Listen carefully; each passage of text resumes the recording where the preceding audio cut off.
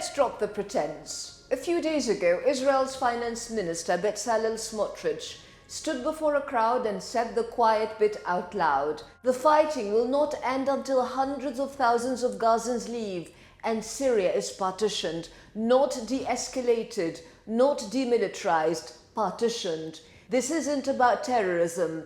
It isn't about defense. This is about erasure of nations, of people, of memory itself. Yesterday, Israeli warplanes bombed the area surrounding the presidential palace in Damascus. A direct strike on the seat of symbolic authority meant not just to wound, but to humiliate, to show that no institution is sacred, no boundary respected, no sovereignty recognized, and it was only the latest. Earlier in April, Israeli jets tore once again through Syrian airspace, raining down missiles on everything from military installations to residential streets. In the south, near the ancient city of Nawa, Israeli ground forces moved in, killing 9 civilians. And this wasn't just anywhere. Nawa, birthplace of Imam al-Nawawi, one of the most venerated scholars in Islamic history. You don't just bomb Nawa.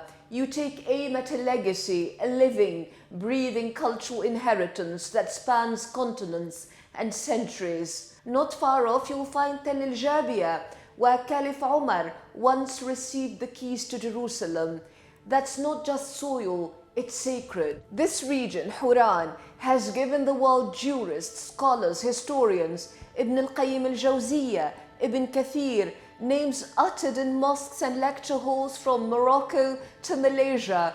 It's where the Battle of Yarmouk turned back the Byzantines and changed the course of history. So no, this isn't just a border skirmish. It's a full-blown assault, not just on sovereignty, but on cultural continuity. Since Assad's fall in December 2024, Israel's been hammering Syria with airstrikes, military bases, air defense systems, infrastructure leveled. One day after Assad scurried off to Moscow, Israel declared plans for a so-called sterile security zone inside Syrian territory. 400 square kilometers of occupied land, more than the entire Gaza Strip. And now Israeli troops are stationed on Mount Hermon.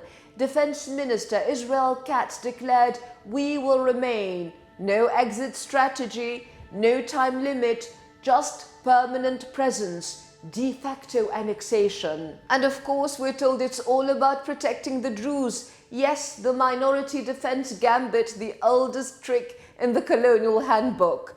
Never mind that the Druze inside Israel, the ones who serve in the IDF, who've buried their dead under Israeli flags, are still treated as second-class citizens in the so-called Jewish state. Their villages unrecognized, their homes demolished, their identity legislated into silence. But in Syria, suddenly they're in the center of moral concern. Convenient, isn't it? Let's call it for what it is. Cynical exploitation wrapped in the language of humanitarianism.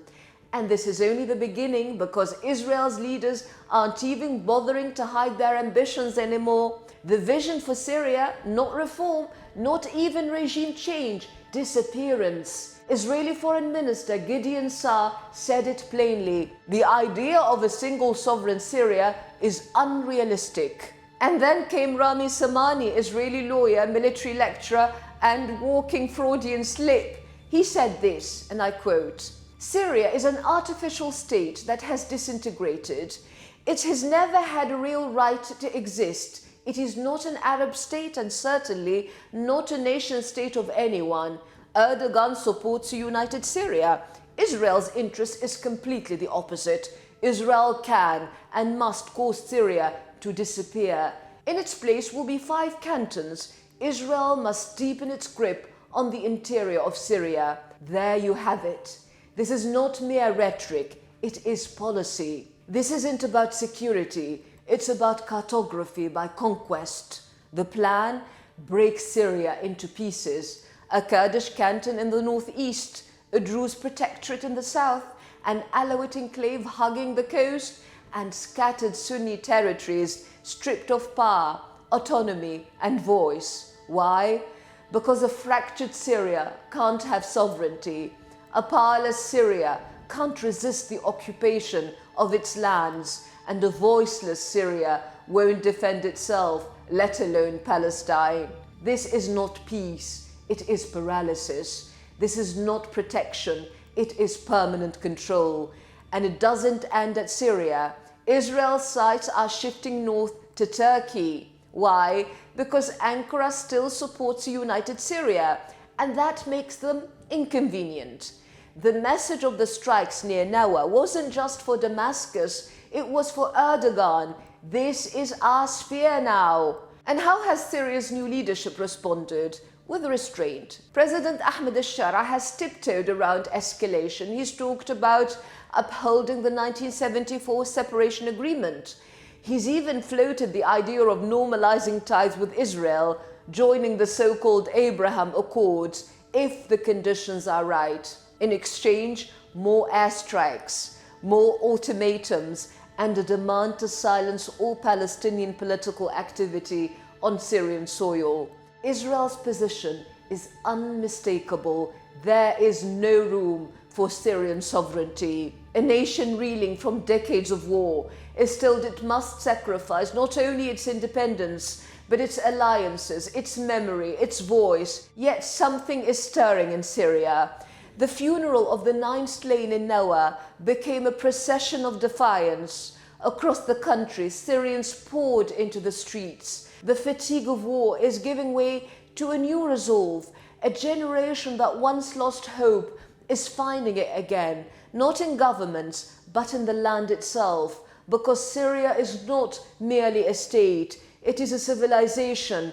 It is the cradle of empires, the graveyard of invaders. It endured the Crusades, repelled colonialism, and rose against tyranny. Its wounds are many, but its spirit endures. The enemy may be powerful, but the land remembers. Israel's strategy, for all its calculation, is built on a fatal illusion that a nation can be erased by redrawing maps and dropping bombs. But Syria is not just territory. It is Nawa and Yarmouk, Ibn Kathir and Saladin, Sultan Basha al-Atrash and Khalid ibn al-Walid. It is history made flesh, dignity engraved in the soil. Syria will not disappear.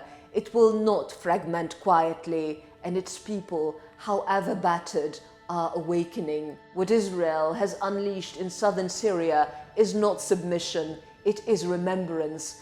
For Syrians and Palestinians, the struggle is shared, the wound is won, and history, long witness to the rise and fall of empires, remains on their side.